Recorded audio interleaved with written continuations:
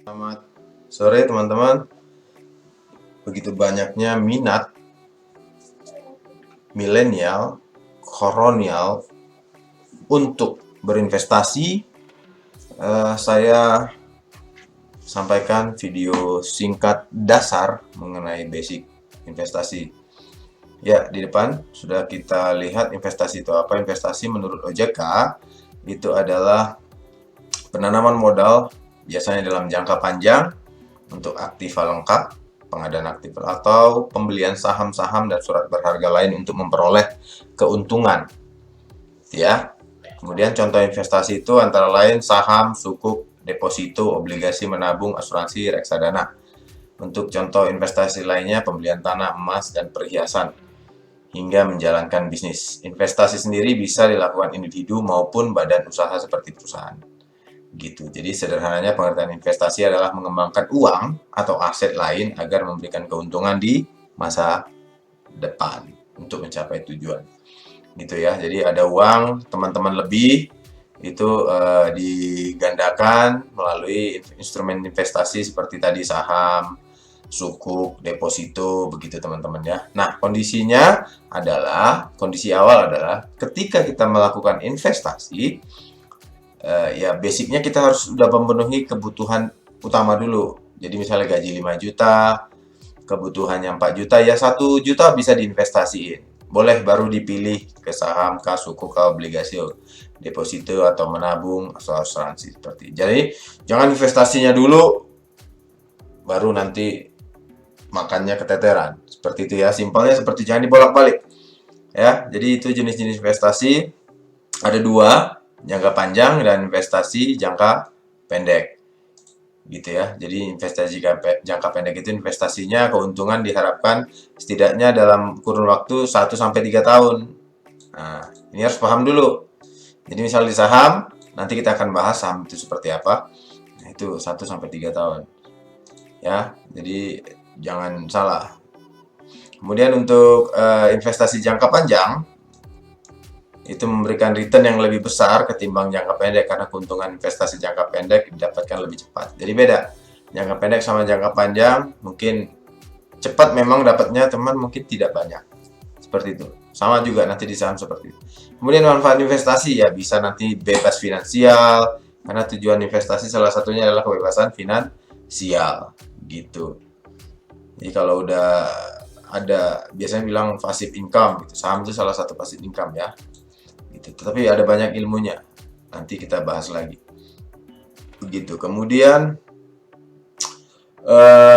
yang melindungi aset gitu ya, inflasi dari inflasi gitu. Jadi kalau teman-teman tahu inflasi itu kenaikan harga ya, kenaikan harga terus-menerus setiap tahun. Jadi sebenarnya kalau mau naikin penghasilan itu bukan nunggu naik gaji, teman-teman.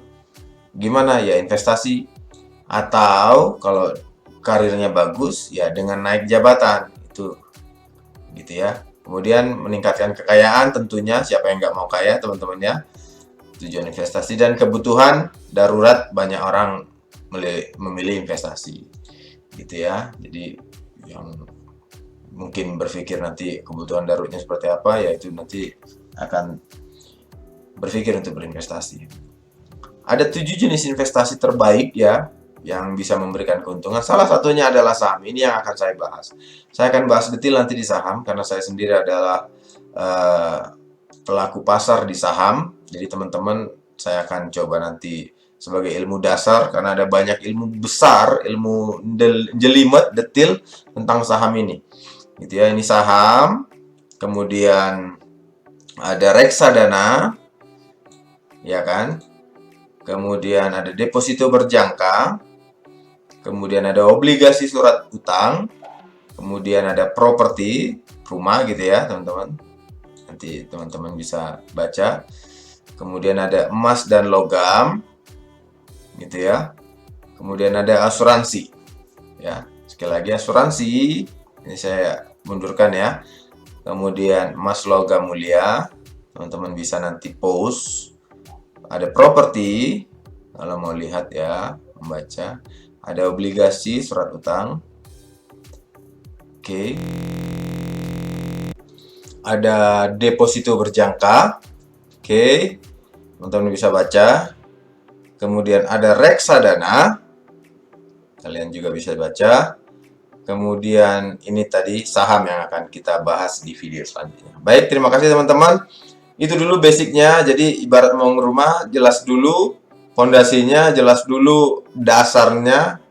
Kenapa teman-teman beranjak dari pemikiran uangnya daripada dianggurin di bank, mending diinvestasikan. Ini basicnya dulu.